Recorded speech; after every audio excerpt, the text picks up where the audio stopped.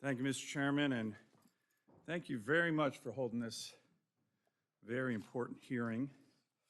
You know, the Arctic issues are something that, as the senator representing the only Arctic state in the country, I care deeply about, so appreciate the chairman focusing on this. You know, I want to first mention, I think the idea of the president looking to purchase Greenland has already been mentioned by a number of the panelists.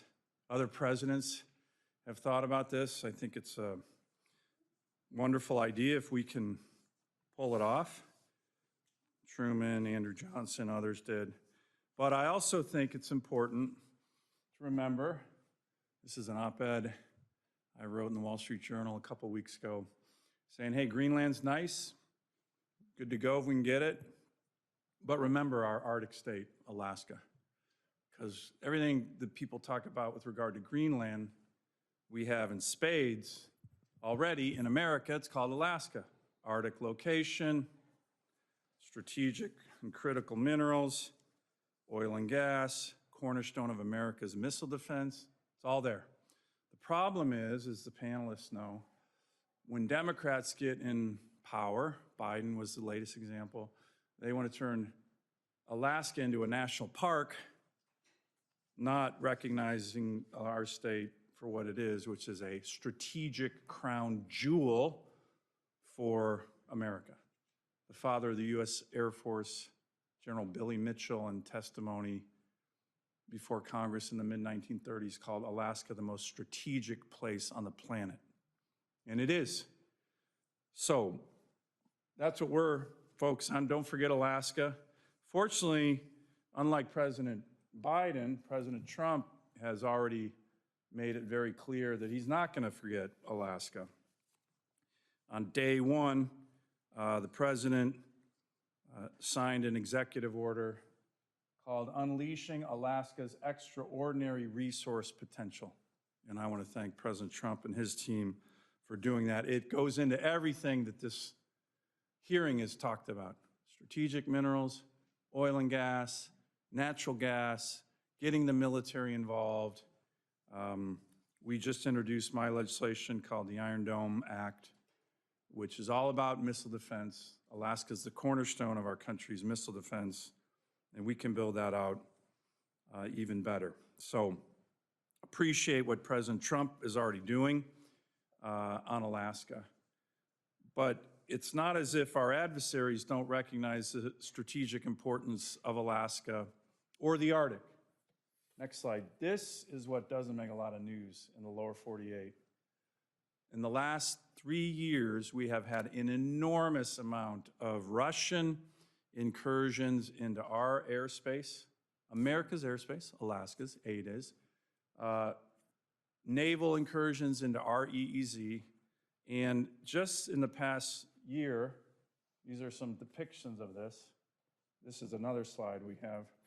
This gives you all the Russian, Chinese joint strategic bomber incursions into our AIDAs, and very disturbingly, joint naval task force into our EEZ. So our adversaries clearly understand the Arctic. Can you put that other one slide up there? Just the one you had before, Scott. Yeah, perfect. So that's a wind-up to a question I want to ask the panelists. Mr. Gray, why don't we start with you? Given this, right, how important is America's Arctic? I've been talking to Secretary Hegseth, President, others, and Alaska, not just for missile defense, but to push back on what is clearly happening. We had a meeting on what we're going to be doing on the border, a lot of discussion with the President's team on the northern border. This is the northern border, and our adversaries are all over it. And in my view, what we need is a lot more infrastructure, a lot more military, a lot more missile defense, a lot more unleashing Alaska's critical minerals, oil and gas, and we couldn't have a better partner right now with President Trump. And the contrast between him and President Biden, who wanted to make my state a national park, he issued 70 executive orders, 70, singularly focused on Alaska to shut us down. President Trump's wiped that out. But what's your sense on how we need to respond to this in America's Arctic, which is Alaska, and the potential that Greenland could add to this, because that's the other part of the Arctic, not the Alaska part of the Arctic? Senator, it's incredibly important. I think we have to look at our hemisphere holistically, from the Aleutians to Greenland, from pole to pole, and have and President Trump began this process in his first term, this holistic Arctic strategy that I was pleased to be involved in. We have to, from a military standpoint, we've talked about icebreakers, but we have to— By the way, just real quick on icebreakers, Russia has 54, some of which are nuclear, many of which are weaponized. We have 2, and 1 is broken. You think that's peace through strength when it comes to icebreakers? It isn't. Continue, sorry to interrupt you. Yeah. It's obviously, the icebreakers are key, particularly when we think about what the adversaries are doing, nuclear-powered icebreakers, growing their fleet.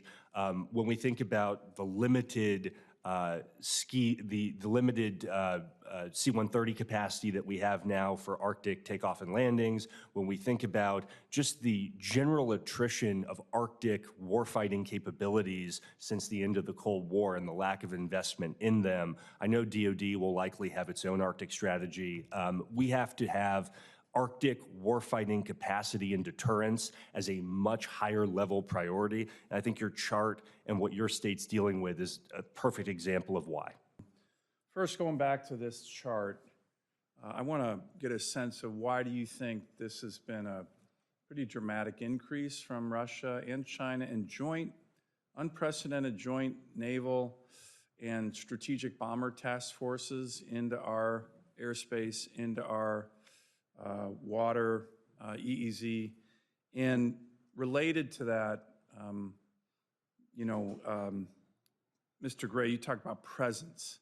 You can't have presence without infrastructure. I think it's high time that we start looking at more infrastructure to be able to address this. We're going to have a hearing with the NORTHCOM commander on the Armed Services Committee tomorrow, and I'm going to talk a lot about looking at potential bases. There's an incredible Navy base out here. The ADAC Naval Base was closed during BRAC. That could be a great sub base, Naval Air Station base, surface warship base, huge refueling capacity right there, flanking the Russians, Chinese, very strategic. We're trying to get a strategic port built in Nome, Alaska. But otherwise, we have very little infrastructure from which to launch military, economic, icebreaker capabilities. So maybe just a quick question for all the panelists. Do we need more infrastructure in America's Arctic? And now I'm not talking Greenland. This hearing's about strategic interests in the Arctic. We're an Arctic nation solely because of that great state, Alaska. So what's your sense for all the panelists on infrastructure in the Arctic to combat what is a very, very aggressive move by our adversaries? And by the way, just talking to the NORTHCOM commander, we had one of the busiest times ever in terms of aggressive incursions, joint Chinese-Russian operations. That's unprecedented. He thinks this year it's going to be even more. So we got to be ready for America, protecting America. Right now, what's the sense of the panel on infrastructure in America's Arctic? Senator, I couldn't agree more. We have to have more infrastructure, not just from a defensive presence standpoint to protect our homeland, but also from a power projection standpoint. Yeah. We've allowed our Arctic infrastructure, in addition to a lot of our just our general defense industrial infrastructure, to atrophy. I think this would be a huge way to boost our capacity to deter in the Arctic. Great. Mr. Marchese, do you have a view on that, sir? Senator, I couldn't agree with you more. You're preaching to the converted. We, in my opinion, need significant more infrastructure spending, not only in Alaska, but in the United States. You know, there's nothing wrong with fishing at your feet. I mean, we have everything we need here. It's great that we're going to Greenland, but let's concentrate on what we can control, which is United States investment. Great. Thank you. Thank you. Dr. Mercer? Thank you for the question, sir. As I said before, America is the world's leader in scientific research, and that's certainly true in the polar regions. We rely on heavily, in order to be the leader in research in the polar regions, on the Coast Guard icebreakers, the LC-130 aircraft, the C-17 aircraft, the space-based Pituffik in Greenland, and as I noted in my opening testimony, we're in the process of in the design process to recapitalize and modernize Summit Station at the center of the Greenland ice sheet. Great. Thank you. And Dr. Pincus? Thank you, Senator. I agree that we are seeing increased adversary presence in the region because they perceive weakness on their part, and so they're pressing us. Yeah. And by the way, it's not on this chart. I have another one that shows I think some of the witnesses said this earlier, they're building up their infrastructure, particularly military, but also energy and critical mineral infrastructure in a huge way in the Arctic. And we're still I agree, kind of exuding weakness. But I would also note that we face multiple challenges in Alaska. In addition to extending and expanding our presence there, we have challenges with coastal erosion and some of the permafrost issues. So there's money that needs to be put into current DoD installations to harden them.